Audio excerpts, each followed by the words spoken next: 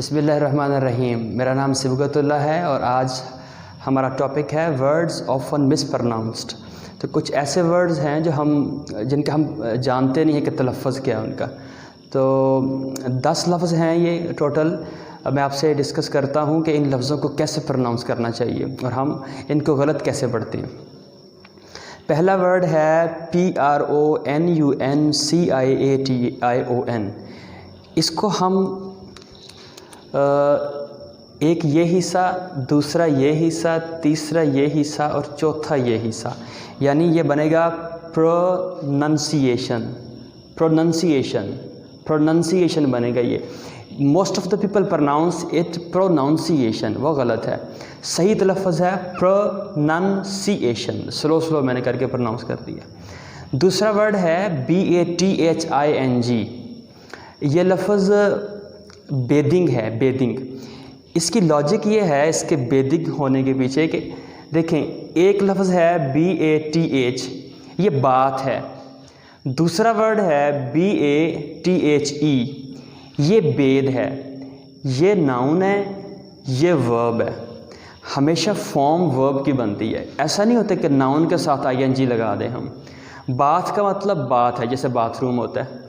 लेकिन ये जो वर्ड है BATHE, ये बेद है, ये वर्ब है।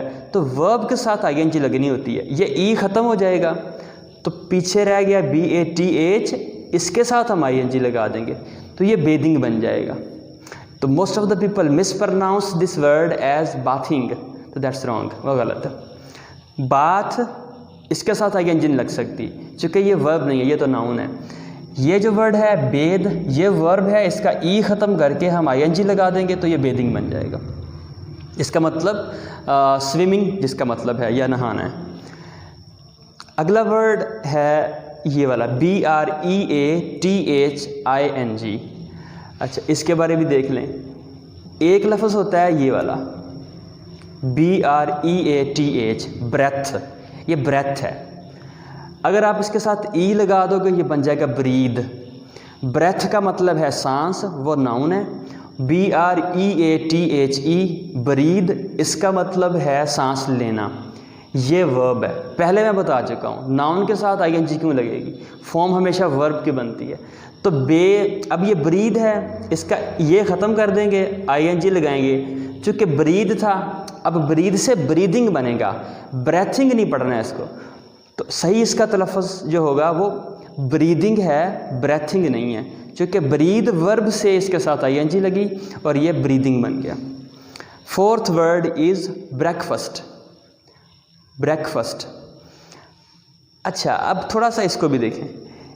एक ये हिस्सा और एक ये। आप कहेंगे कि सर ये सिंपल सी बात है, ये ब्रेक है और ये फास्ट है तो ब्रेकफास्ट बन गया। तो ऐसा नहीं होता।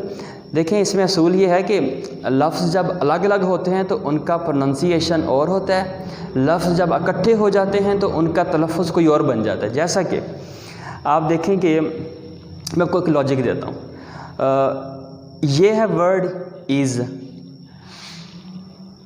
ये है वर्ड लैंड। ये इज़ है, ये लैंड है। लेकिन अब ये इज़ लैंड नहीं है, ये आइलैंड है, आइलैंड।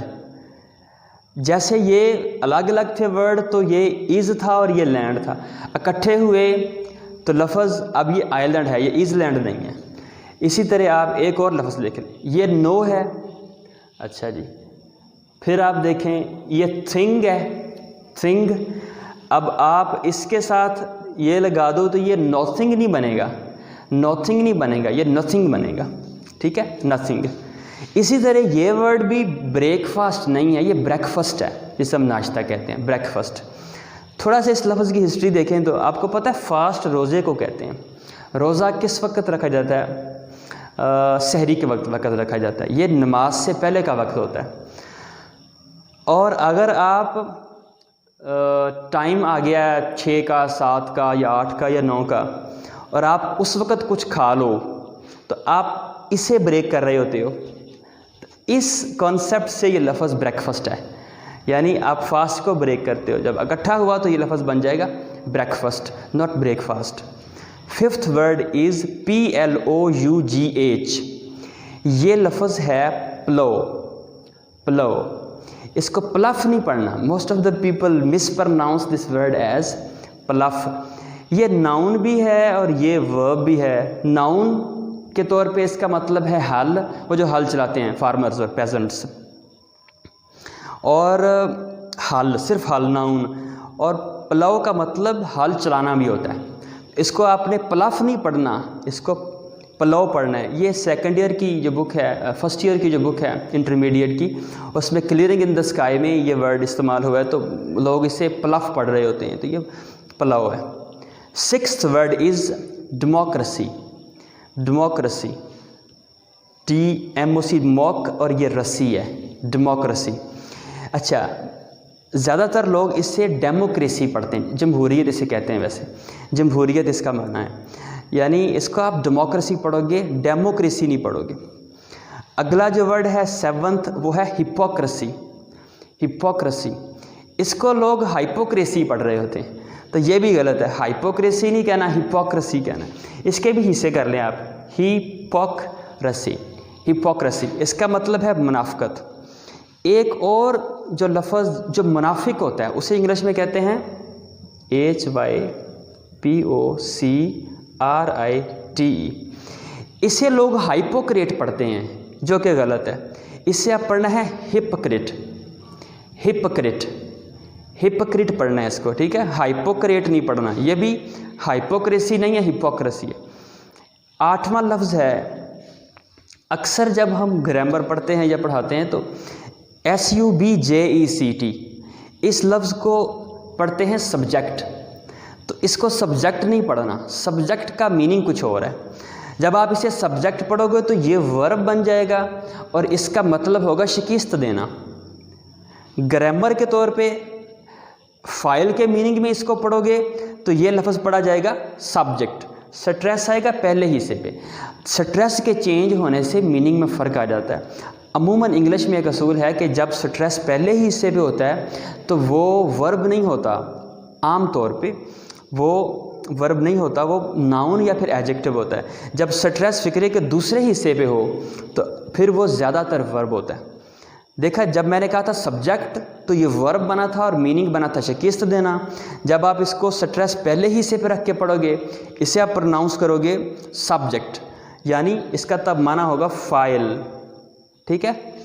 इसे फाइल के मीनिंग में अगर पढ़ोगे तो इसका मतलब सब्जेक्ट है, इसको आप सब्जेक्ट प्रोनाउंस करोगे। और अगर आप इसका मीनिंग लेना चाहते हो शिकस्त देना, तो आप इसको सब्जेक्ट पढ़ोगे वर्ब के तौर पर। इसी तरह ये वाला वर्ड है OBJECT, इसको अगर मफूल के मीनिंग में पढ़ोगे तो ये बनेगा ऑब्जेक्ट। एम के मतलब में लोगे, एम एम्बिशन के मतलब में लोगे, तब भी इसे ऑब्जेक्ट पढ़ोगे, यानी आप इसे ऑब्जेक्ट ही पढ़ोगे। एक इसका मतलब है वर्ब के तौर पे, एक ही मतलब है। अगर आप इसको पढ़ोगे ना ऑब्जेक्ट, स्ट्रेस दूसरे हिस्से पे दे के पढ़ोगे, ऑब्जेक्ट कहोगे, तो इसका मतलब होगा टू डिसएग्री, डिसएग्री करना। इस मीनिंग में आप इसको पढ़ोगे ऑब्जेक्ट, तब ये वर्ब होगा। बाकी इसके जितने भी मतलब हैं, आप इसको ऑब्जेक्ट थिंग के मीनिंग में ले लें, चीज़ के मीनिंग में, आप इसे एम के मतलब में ले लें, आप इसे मफूल के मतलब में ले लें, सभी सूरतों में आप इसको ऑब्जेक्ट पढ़ोगे, आप इसे ऑब्जेक्ट नहीं पढ़ोगे। आखिरी वर्ड आपके लिए है जी ANARCHY, इसे पढ़ना है एनकी। एनकी, इसे अनारकी नहीं पढ़ना। अनारकी, बहुत सारे लोग अनारकी नारकी कह रहे होते हैं, मतलब इसका है लाकानूनियत।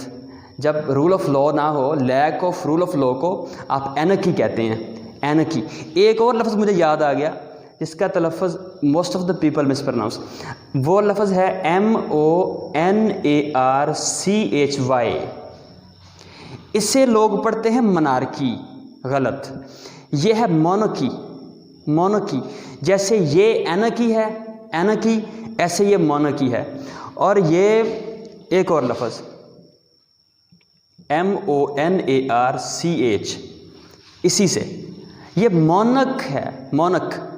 ये मनार्क नहीं है, बहुत सारे लोग इसे मनार्क पढ़ रहे होते हैं।